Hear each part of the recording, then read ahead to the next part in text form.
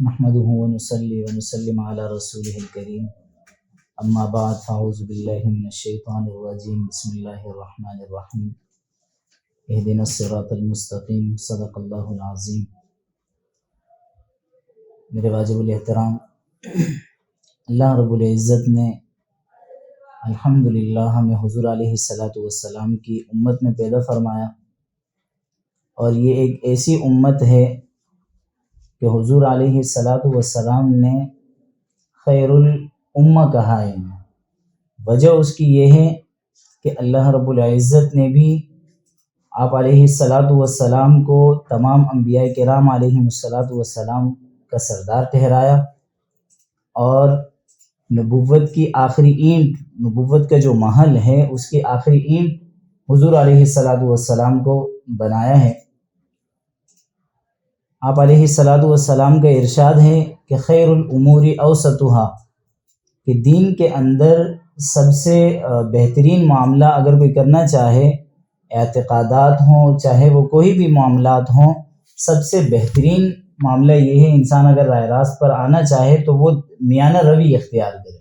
اگر ہم صراط مستقیم پر چلنا چاہیں تو اس کے لیے بھی ہمیں شریعت نے یہ حکم دیا ہے کہ ہم میانہ روی اختیار کریں، نہ زیادہ افراد کے شکار ہوں اور نہ ہی ہم تفرید کے شکار ہوں۔ اور افراد و تفرید سے بچنے کے لیے آپ علیہ السلام نے فرمایا خیر الامور اوسطها، کہ ہم میانہ روی کو اختیار کریں۔ اعتقادات ہیں تو ہم ان اعتقادات میں بھی اس قدر آگے غلو نہ کریں کہ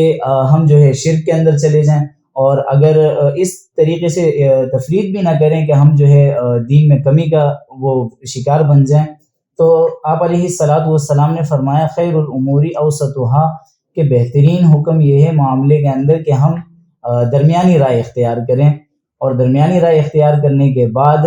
ہم نہ افراد کے شکار ہوں گے اور نہ ہی جو ہے تفرید کے شکار ہوں گے۔ ظاہر سی بات ہے، اس کو میں آپ کو ایک مثال کے طور پہ سمجھا دیتا ہوں کہ ہمارے سامنے ایک منزل ہے۔ مثال کے طور پر ہم یہاں سے، جیسے کہ ہم بیٹھے ہیں عمر کوٹ میں، اگر ہم یہاں سے یوفور اسٹاپ یا رحمانیہ موڑ جانا چاہیں تو اس کے لیے کئی سارے راستے ہیں۔ ایک وہ راستہ ہے جو یوں پیچھے منگو پیر کے سائڈ سے منبع علوم کے پیچھے سے گھومتا ہوا آتا ہے،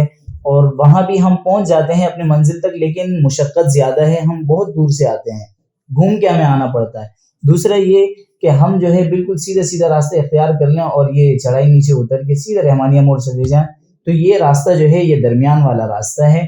اس راستے کو اگر ہم چھوڑ دیں، وجہ اس کی ہے کہ اس میں مشقت ہے، اور آسانی پیدا کرنے کے لیے یہ کہ ہم سیدھا راستہ جو آپ علیہ السلام نے ہمیں فرمایا ہے کہ ہم افراد کے بھی شکار نہ ہوں، تفرید کے بھی شکار نہ ہوں، اور بالکل میانہ روی والا راستہ وہ ہے کہ اس میں مشقت بھی نہیں ہے، ہم سیدھے بالکل یہ روڈ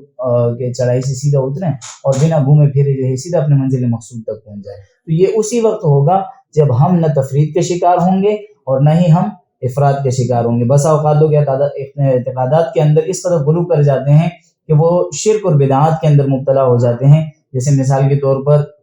ہمارے یہاں رسم و رواج ہے، شادی بیاہ کے اندر، فوتگی وغیرہ کے اندر ہم اس قدر غلو کر جاتے ہیں کہ نعوذ باللہ